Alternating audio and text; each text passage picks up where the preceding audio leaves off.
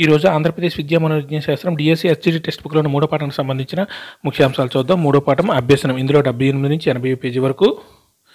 అభ్యసనం అర్థం, భావన.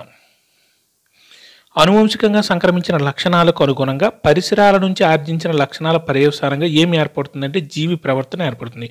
అనువంశికంగా సంక్రమించిన లక్షణాలకు అనుగుణంగా పరిసరాల నుంచి ఆర్జించిన లక్షణాల పర్యవసానంగా ఏమి ఏర్పడుతుందంటే జీవి ప్రవర్తన అనేది ఏర్పడుతుంది. అభ్యసనం అనేసరికి ప్రవర్తన అనే దాన్ని మాత్రం గుర్తుపెట్టుకోండి. అనగా జన్మతః ప్రతి వ్యక్తి కొన్ని లక్షణాలు ఉంటాయి. ఈ లక్షణాల ఫలితంగా కొన్ని ప్రవర్తనలు ఉంటాయి. కానీ పుట్టుకతో వచ్చే ఈ సహజ సిద్ధ లక్షణాలే జీవిత పర్యాంతం సరిపోవు. దేని నుండి మరికొన్ని లక్షణాలు ఆర్జించుకోవాలంటే పరిసరాల నుంచి మనం మరికొన్ని లక్షణాలను ఆర్జించుకోవాలి. అనగా జన్మతః ప్రతి వ్యక్తి కొన్ని లక్షణాలు ఉంటాయి. ఈ లక్షణాల ఫలితంగా కొన్ని ప్రవర్తనలు ఉంటాయి. కానీ పుట్టుకతో వచ్చే ఈ సహజ సిద్ధ లక్షణాలే జీవిత పర్యాంతం సరిపోవు. దేని నుంచి మరికొన్ని లక్షణాలు ఆర్జించుకోవాలంటే పరిసరాల నుంచి మరికొన్ని లక్షణాలు ఆర్జించుకోవాలి. మనోవైజ్ఞానికంగా అభ్యసన అనేది ప్రవర్తన మార్పు. మనోవైజ్ఞానికంగా అభ్యసన అనేది ఏంటంటే మనోవిజ్ఞాన శాస్త్రం ప్రకారం అయితే ప్రవర్తన మార్పునే అభ్యసనం అంటారు. ఈ విధంగా పరిసరాల నుంచి ఇతర లక్షణాలను ఆర్జించుకునే ప్రక్రియను ఏమంటారంటే అభ్యసనం. ఈ విధంగా పరిసరాల నుంచి ఇతర లక్షణాలను ఆర్జించుకునే ప్రక్రియను ఏమంటారంటే అభ్యసనం. జీవుల మార్పునకు కారణమైన ప్రక్రియలు ఏంటంటే పరిణితి లేదా పరిపక్వత, పెరుగుదల, అభ్యసనం. జీవిలో మార్పునకు కారణమైన ప్రక్రియలు ఏంటంటే పరిణితి లేదా పరిపక్వత, పెరుగుదల, అభ్యసనం. వేటి ద్వారా వచ్చిన మార్పులు సహసిద్ధమైనవి. ఇవి అభ్యసనంలో భాగం కాదు. పరిణితి, పెరుగుదల ద్వారా వేడి ద్వారా వచ్చిన మార్పులు సహసిద్ధమైనవి. ఇవి అభ్యసనంలో భాగం కాదంటే పరిణితి, పెరుగుదల ద్వారా వచ్చిన మార్పులు సహసిద్ధమైనవి. ఇవి అభ్యసనంలో భాగం కాదు. అనుభవం, శిక్షణ ద్వారా వచ్చిన పరిసర ప్రభావిత మార్పులే దీనిలో భాగం అంటే అభ్యసనంలో. అనుభవం, శిక్షణ ద్వారా వచ్చిన పరిసర ప్రభావిత మార్పులే దీనిలో భాగం అంటే అభ్యసనంలో. జీవి యొక్క ప్రవర్తనకు ఆధారం వికాసం. జీవి యొక్క ప్రవర్తనకు ఆధారం ఏంటంటే వికాసం. వికాసంలో భాగమైన ప్రక్రియలు పరిపక్వత, అభ్యసనం. వికాసంలో భాగమైన ప్రక్రియలు ఏంటంటే పరిపక్వత, అభ్యసనం. అనువంశిక ప్రభావిత వికాసం పరిపక్వత. అనువంశిక ప్రభావిత వికాసం ఏంటంటే పరిపక్వత. పరిసర ప్రభావిత వికాసం అభ్యసనం. పరిసర ప్రభావిత వికాసం ఏంటంటే అభ్యసనం. అభ్యసనం నిర్వచనాలు. పునర్బలనం చెందిన ఆచరణ వల్ల జీవి ప్రవర్తనలో కలిగిన దాదాపు శాశ్వతమైన మార్పు అభ్యసనం అన్నవారు డెసికో క్రాఫర్డ్. పునర్బలనం చెందిన ఆచరణ వల్ల జీవి ప్రవర్తనలో కలిగిన దాదాపు శాశ్వతమైన మార్పు అభ్యసనం అన్నది ఎవరంటే DeCecco Crawford. The psychology of learning and instruments అనే గ్రంథం రచయిత DeCecco Crawford. The psychology of learning and instructions అనే గ్రంథం రచయిత ఎవరంటే డెసికో క్రాఫర్డ్. వ్యక్తి అంతర్గత మార్పులతో పరిపక్వత నిమిత్తం లేకుండా ఏర్పడే దాదాపు శాశ్వతమైన మార్పు అభ్యసనం అన్నది ఎవరంటే హిల్గార్డ్. వ్యక్తి అంతర్గత మార్పులతో పరిపక్వత నిమిత్తం లేకుండా ఏర్పడే దాదాపు శాశ్వతమైన మార్పు అభ్యసనం అన్నది ఎవరంటే హిల్గార్డ్. అనుభవం ద్వారా కానీ శిక్షణ ద్వారా కానీ ప్రవర్తనలో కనిపించే మార్పు అభ్యసనం అన్నది గేట్స్. అనుభవం ద్వారా కానీ శిక్షణ ద్వారా కానీ ప్రవర్తనలో కనిపించే మార్పు అభ్యసనం అన్నది గేట్స్. ప్రేరణ, ప్రతిచర్యల మధ్య దృఢమైన బంధాన్ని ఏర్పరిచే ప్రక్రియ అభ్యసనం అన్నది బోజ్. ప్రేరణ, ప్రతిచర్యల మధ్య దృఢమైన బంధాన్ని ఏర్పరిచే ప్రక్రియ అభ్యసనం అన్నదంటే అభ్యసనం అన్నది ఎవరంటే బోజ్. ప్రవర్తనలో లేదా ప్రవర్తన శక్తి సామర్థ్యంలో ఇంచుమించు శాశ్వతమైన మార్పు. ఇది అనుభవం వల్ల వస్తుంది కానీ జబ్బు, అలసట, మత్తు పదార్థాల వల్ల శరీరంలో ఏర్పడే తాత్కాలిక మార్పు కాదని అన్నది ఎవరంటే హెడ్జన్ హాన్.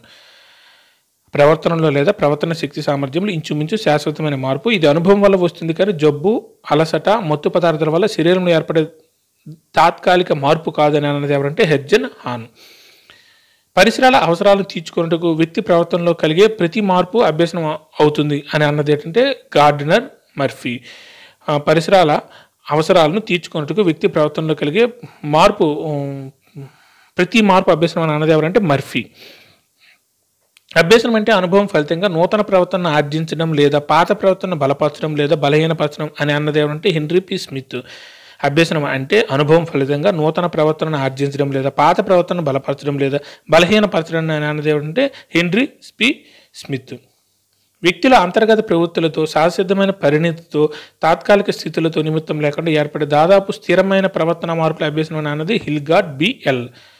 వ్యక్తులు అంతర్గత ప్రవృత్తులతో సహసిద్ధమైన పరిణితితో తాత్కాలిక స్థితులతో నిమిత్తం లేకుండా ఏర్పడు దాదాపు స్థిరమైన ప్రవర్తన మార్పుల అభ్యసనం అన్నది ఏమంటే హిల్గార్డ్ బిఎల్. పునర్బలన ఆచరణ ఫలితంగా జీవి ప్రవర్తనలో లేదా ప్రవర్తన సామర్థ్యంలో ఏర్పడే సాపేక్ష శాశ్వతమైన మార్పు అభ్యసనం అన్నది కింబల్.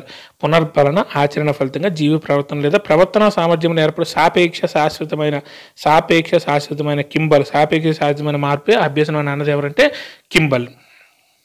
తర్వాత అభ్యసనం లక్షణాలు. పైన చెప్పిన వివిధ శాస్త్రవేత్తల నిర్వచనాల ఆధారంగా అభ్యసనం యొక్క లక్షణాలు కింది విధంగా చెప్పవచ్చు. అభ్యసనం వల్ల దేనిలో మార్పు వస్తుందంటే ప్రవర్తనలో. అభ్యసనం వల్ల దేనిలో మార్పు వస్తుందంటే ప్రవర్తనలో మార్పు వస్తుంది. ఏది దాదాపు శాశ్వతమైన సాపేక్షమైన మార్పు అయి ఉంటుందంటే అభ్యసనం. ఏది దాదాపు శాశ్వతమైన సాపేక్షమైన మార్పు అయి ఉంటుందంటే అభ్యసనం. తాత్కాలిక ప్రవర్తన మార్పులు దీనిలో భాగం కాదంటే అభ్యసనం. తాత్కాలిక ప్రవర్తన మార్పులు దీనిలో భాగం కాదంటే అభ్యసనం.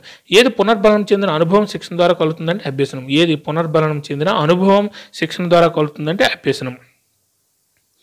ఏది పరిణితికి అనుగుణంగా జరుగుతుంది? అభ్యసనానికి ఆధారం పరిణితి.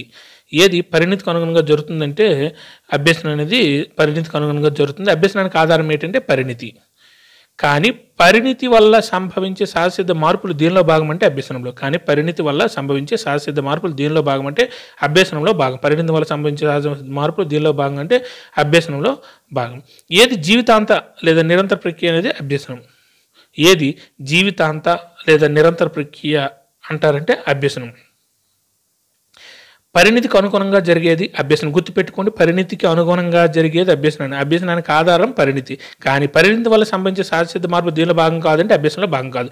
పరిణితి వల్ల సంభవించే మార్పులు అభ్యసనంలో భాగం కాదు, కానీ పరిణితికి అనుగుణంగా జరిగేది మాత్రం అభ్యసనం. ఏది సార్వత్రిక ప్రక్రియ అంటే అభ్యసనం. సార్వత్రిక ప్రక్రియ అభ్యసనం. ఏది ప్రక్రియ మాత్రమే, ఫలితం కాదు అభ్యసనం. ఏది ప్రక్రియ మాత్రమే, ఫలితం కాదు. అభ్యసనం అనేది ప్రక్రియ మాత్రమే, ఫలితం కాదు. దేని ఫలితం మంచిది కావచ్చు లేదా చెడ్డది కావచ్చు అభ్యసనం. దేని ఫలితం మంచిది కావచ్చు లేదా చెడ్డది కావచ్చు అంటే అభ్యసనం అనేది మంచిది కావచ్చు లేదా చెడ్డది కావచ్చు. ఏది సంయోజనానికి గురి చేయవచ్చు లేదా విషమయోజనానికి గురి చేయవచ్చు అభ్యసనం. ఏది సమయోజనానికి గురి చేయవచ్చు లేదా విషమయోజనానికి గురి చేయవచ్చు అంటే అభ్యసనం. ఏది ఒక గమ్య నిర్దేశితమైన చర్య, గమ్య నిర్దేశిత చర్య అభ్యసనం. ఏది గమ్య నిర్దేశకమైన చర్య, గమ్య నిర్దేశకమైన చర్య అభ్యసనం. ఏది ప్రయోజనంతో కూడి ఉన్న ప్రక్రియ అభ్యసనం. ఏది ప్రయోజనంతో కూడి ఉన్న ప్రక్రియ అభ్యసనం. ఏది సంచిత స్వభావం కలిగి ఉంటుందంటే అభ్యసనం. ఏది సంచిత స్వభావం కలిగి ఉంటుందంటే అభ్యసనం. ఏది బదలాయింపబడే ప్రక్రియ అంటే అభ్యసనం. ఏది బదలాయింపబడే ప్రక్రియ అంటే అభ్యసనం. ఏది గతిశీలమైనది అంటే అభ్యసనం. గతిశీలమైనది అభ్యసనం. దేనిలో వైయక్తిక భేదాలు ఉంటాయంటే అభ్యసనంలో వైయక్తిక భేదాలు ఉంటాయి. దేనిలో వైయక్తిక భేదాలు ఉంటాయంటే అభ్యసనంలో కూడా వైయక్తిక భేదాలు ఉంటాయి. ఒకే వ్యక్తులు వేరువేరు దశల్లో దేని వేగం వేరువేరుగా ఉంటుందంటే అభ్యసనంలో. ఒకే వ్యక్తులు వేరువేరు దశల్లో దేని వేగం వేరువేరుగా ఉంటుందంటే అభ్యసనంలో. అభ్యసన ప్రక్రియలో సోపానాలు: అవసరం ఏర్పడడం అంటే ప్రేరణ కలగడం, గమ్యాన్ని లేదా లక్ష్యాన్ని నిర్ధారించుకోవడం, లక్ష్యాన్ని సాధించడానికి ఎదురైన ఆటంకాలను అధిగమించడం, గమ్యాన్ని లేదా లక్ష్యాన్ని చేరుకోవడం. అభ్యసన ప్రక్రియలో సోపానాలు: మొదట ప్రేరణ కలగడం అంటే అవసరం ఏర్పడడం, గమ్యాన్ని లేదా లక్ష్యాన్ని నిర్ధారించుకోవడం. అవసరం ఏర్పడిన తర్వాత మన గమ్యాన్ని లేదా లక్ష్యాన్ని నిర్ధారించుకోవడం, లక్ష్యాన్ని సాధించడానికి ఎదురైన ఆటంకాలను అధిగమించడం, గమ్యాన్ని లేదా లక్ష్యాన్ని చేరుకోవడం. గమ్యాన్ని లేదా లక్ష్యాన్ని చేరుకోవడం. Thank you.